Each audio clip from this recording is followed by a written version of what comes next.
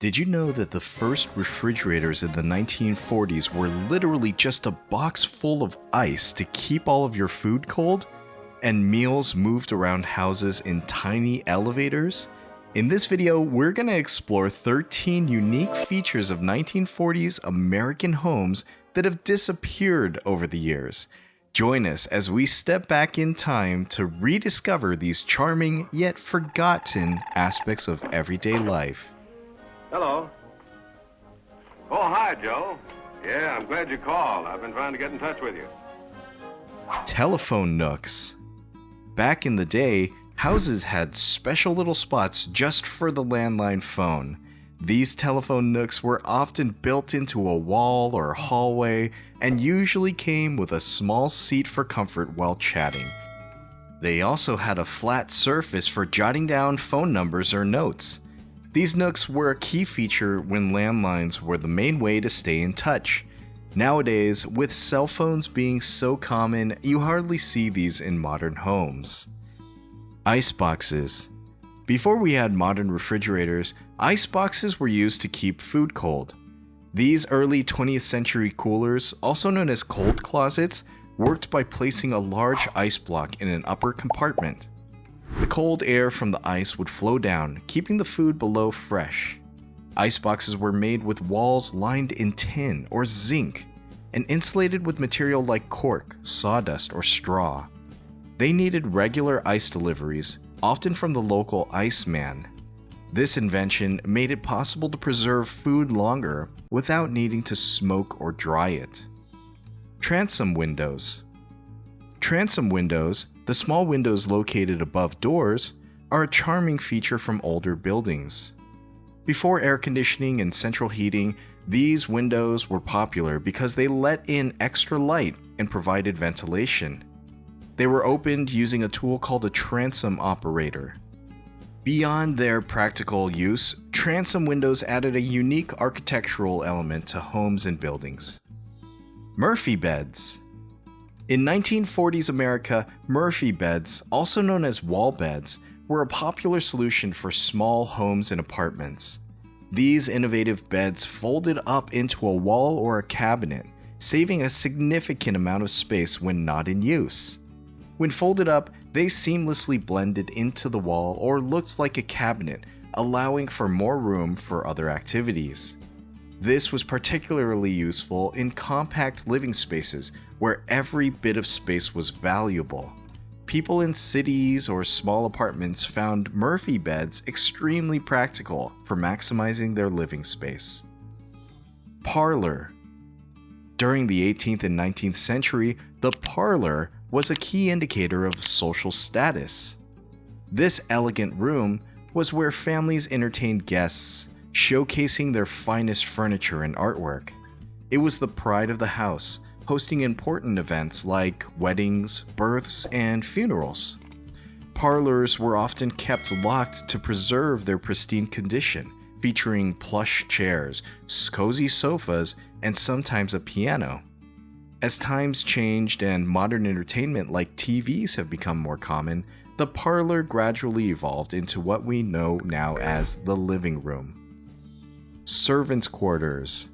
In grand homes from the late 17th to the early 20th century, servant quarters were essential. These areas, often located in basements, attics, or separate wings, were where house staff lived and worked. The design kept servants close for convenience, but discreetly separated from the main living areas. These quarters offer a glimpse into the past, highlighting the stark contrast between the lives of the wealthy and their servants, and illustrating how domestic roles and relationships have evolved over time. Wash basins and pitchers. Before indoor plumbing became standard, wash basins and pitchers were essential household items. They were typically placed on wash stands, often crafted from fine woods like mahogany or walnut. Every day, people used these basins and pitchers for their morning and evening wash routines. As plumbing technology advanced, bringing sinks and running water into homes, these washstands and pitchers became obsolete, now seen as relics of a bygone era. Coal chutes. In the Victorian era, before electricity was common, coal chutes were crucial for many homes. Built into the foundation walls, these metal chutes had hinged doors leading to angled tunnels where coal trucks would deliver the week's supply. The coal was stored in a special basement room, often leaving black stains on the walls that can still be seen today. In houses without a coal chute, workers called lumpers transported coal using wheelbarrows or bags. In wealthier households, a device known as the Riley stoker automated this process, moving coal from a hopper directly to the furnace, eliminating the need for manual labor. Knob and tube wiring. From the 1880s to the 1930s, knob and tube wiring was a common electrical wiring method. It used single insulated copper conductors threaded through walls and ceilings, held in place by porcelain tubes and knobs. This method was cost-effective but had significant drawbacks, such as the lack of a safety grounding conductor and susceptibility to mechanical damage. As the electrical demands of homes increased, knob and tube wiring became outdated, replaced by modern and safer electrical systems. Butler's pantry. In 19th and early 20th century homes, the butler's pantry was a crucial space situated between the kitchen and dining room. It served as a storage and preparation area for meal service, holding essentials like silverware, china, and large serving dishes. Tasks such as polishing silver and keeping inventory were performed here. In some households, the butler even slept in the pantry to safeguard the silver. While its role has evolved over time, some modern homes still include butler's pantries for meal setup and dining services. Dumbwaiters. Dumbwaiters, small freight elevators, were common in multi-story homes and are still found in places like restaurants and schools. Before electric motors in the 1920s, dumbwaiters were manually operated with ropes and pulleys. Invented by George W. Cannon in the late 19th century, these devices were designed to be compact and handle loads of up to a few hundred pounds.